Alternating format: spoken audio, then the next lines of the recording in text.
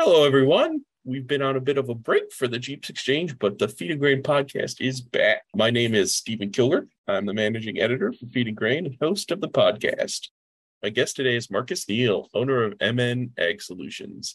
Marcus is a consultant to the grain handling, feed manufacturing industries, along with other agribusinesses. Also happens to be one of the first people I have met in the industry. I've known him for a really long time, and he's a great guy and a fantastic person to have a conversation with. We talk about what to expect from hiring a consultant, why it may be a good option for your business, and what he sees happening in the industry. But before we start the conversation, we just have a little bit of housekeeping to do, like every other podcast asks you to do. If you're listening to this in a app, if you wouldn't mind giving us a like and subscribing, it would really help us out. If you have an idea for a topic you would like me to cover, or someone in the animal feed, grain handling, or related industries you think I should talk to, let me know.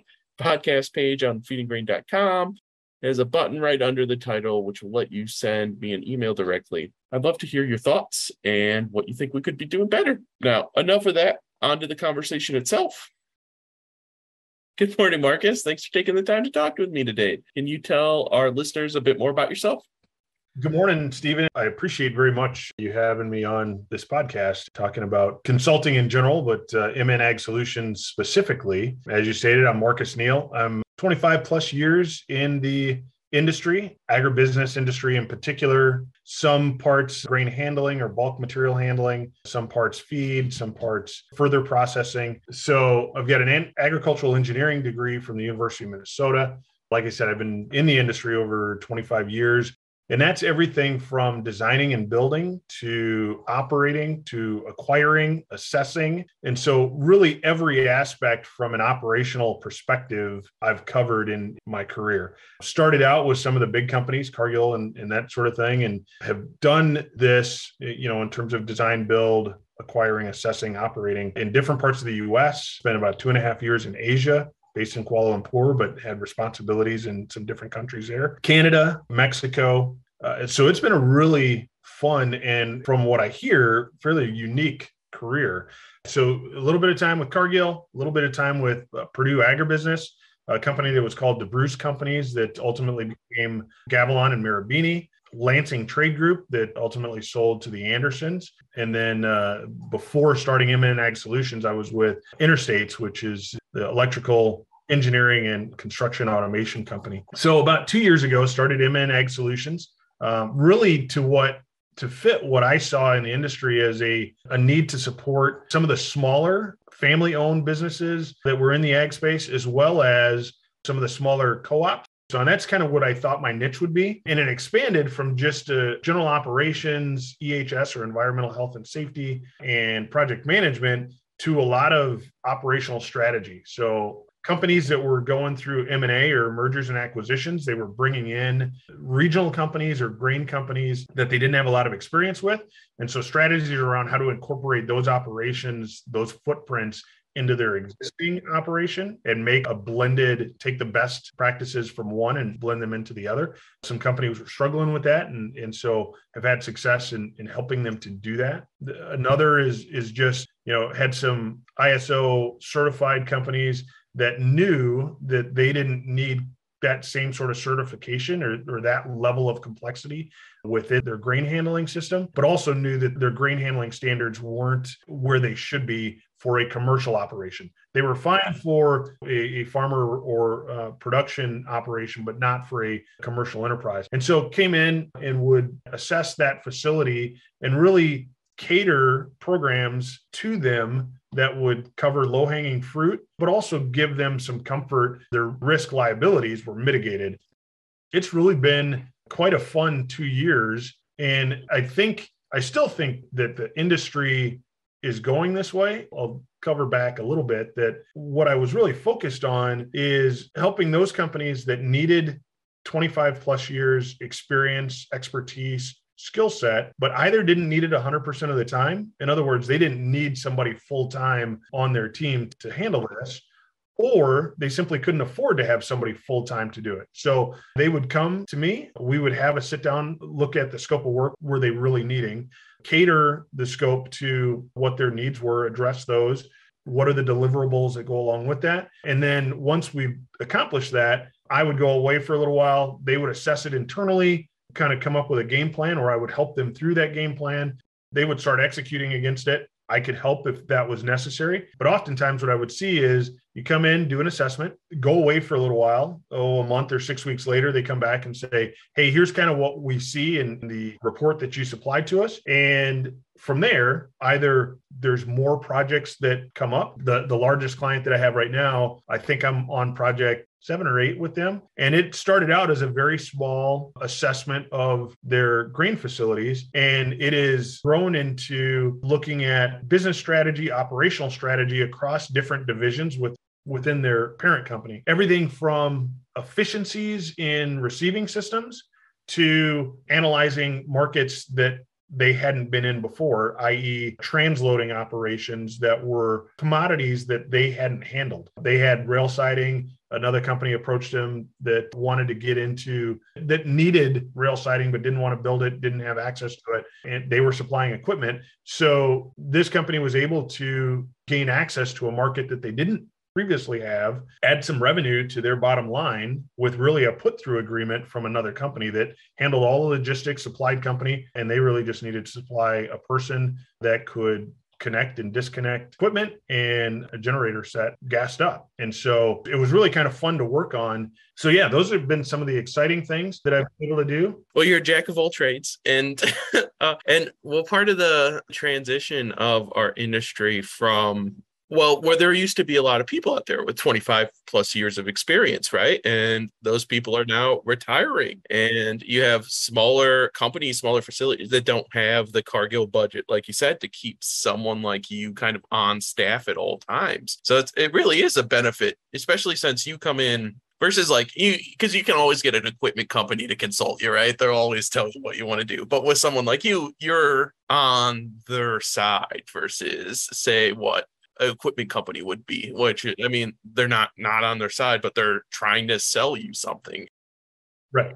Yeah. And I'm glad you said that because my experience, my career has really been, for me, quite awesome. I've had the ability to work with some fantastic people, with some fantastic teams all over the world, really. And within that, from an engineering perspective, you gain an insight about people.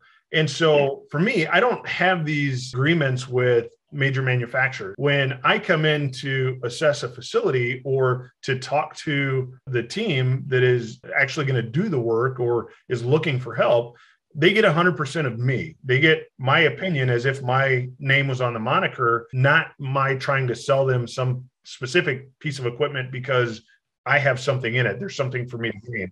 That's not the way that I operate. I want the integrity and the relationship that we build to be built on just that, trust and integrity. And when they hear something from me or they ask me a question, that what they get is emphatically Marcus Neal, not Marcus Neal who's trying to sell them A, B, C, D, whatever. And that has worked well. It is a model that I adhere to. It's a standard that I don't know that I could do differently if I wanted to. It's in my nature. It's the way that my character was built. So I mean, even as you were talking about your career experiences, you noticed that a lot of those, you kind of now have these two categories of companies, which you have the big ABCDs. And as you were talking about, you're like, and they were bought up by the Andersons.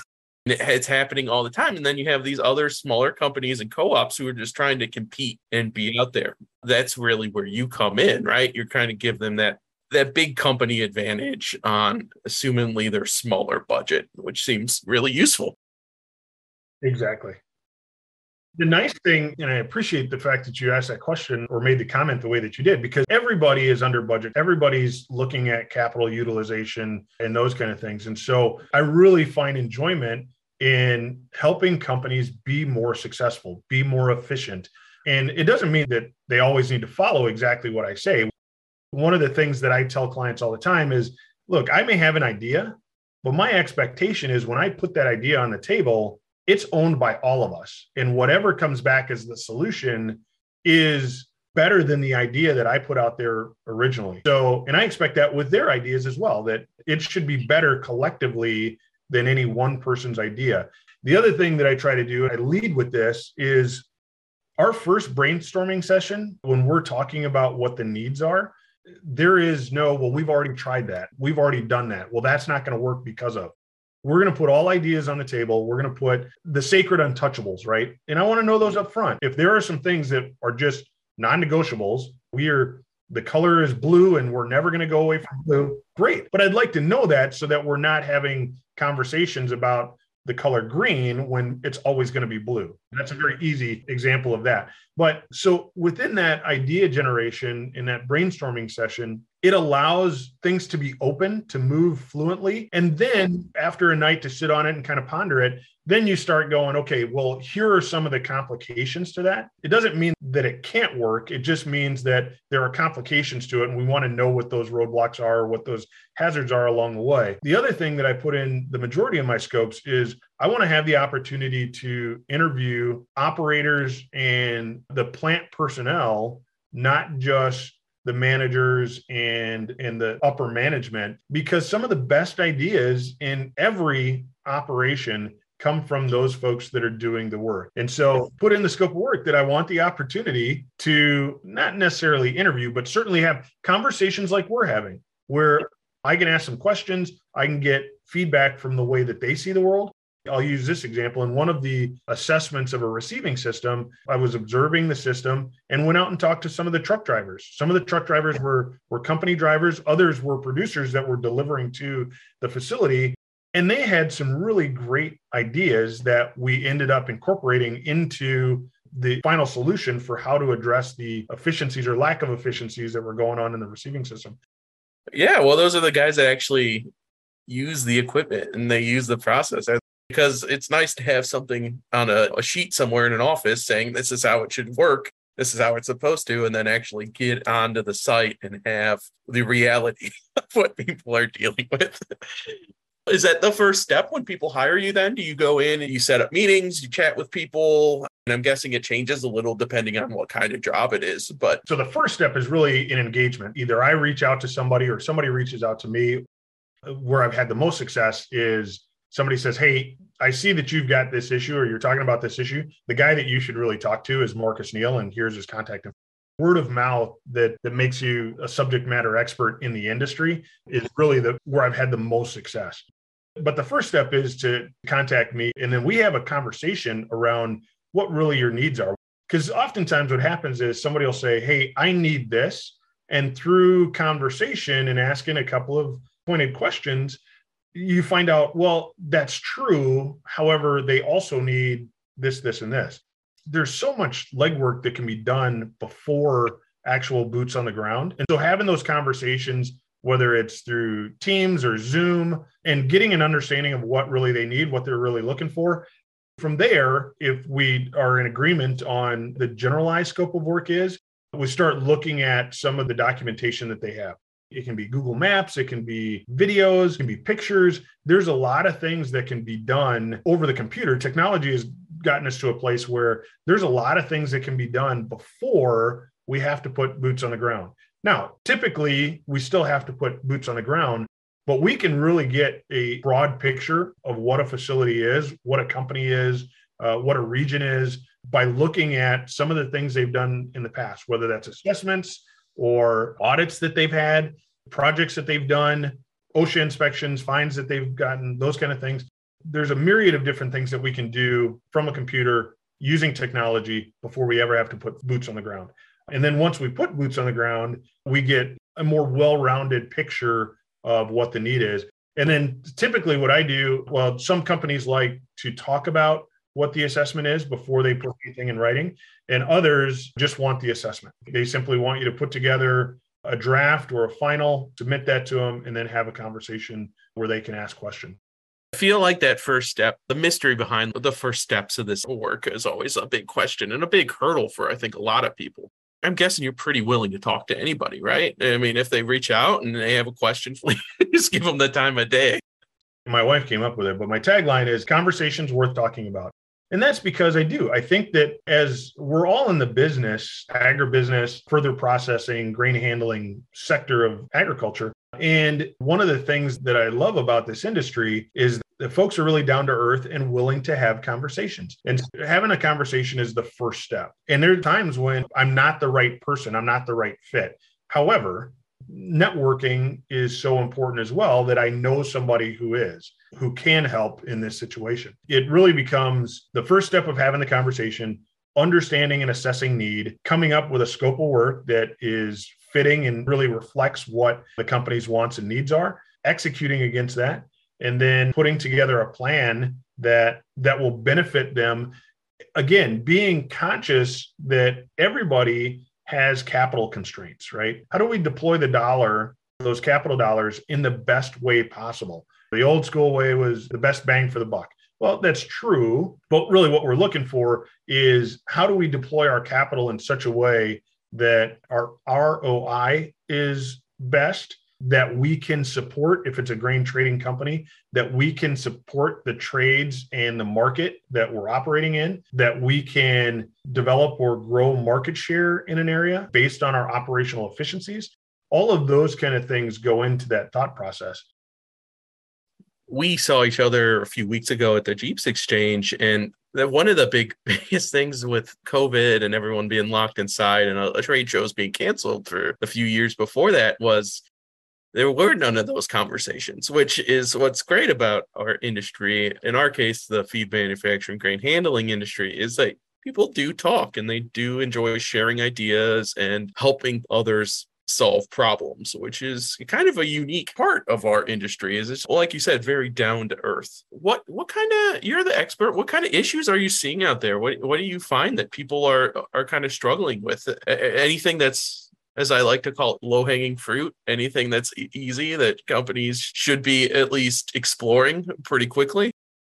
We continue to have, and it's not so much in the commercial space, it's really in the producer space. We continue to have bin engulfments, and not just bin engulfments, but we continue to have or put team members, employees in compromising positions. There's just not a reason for them to be in. The majority of the companies in the industry have safety somewhere in their core values, right?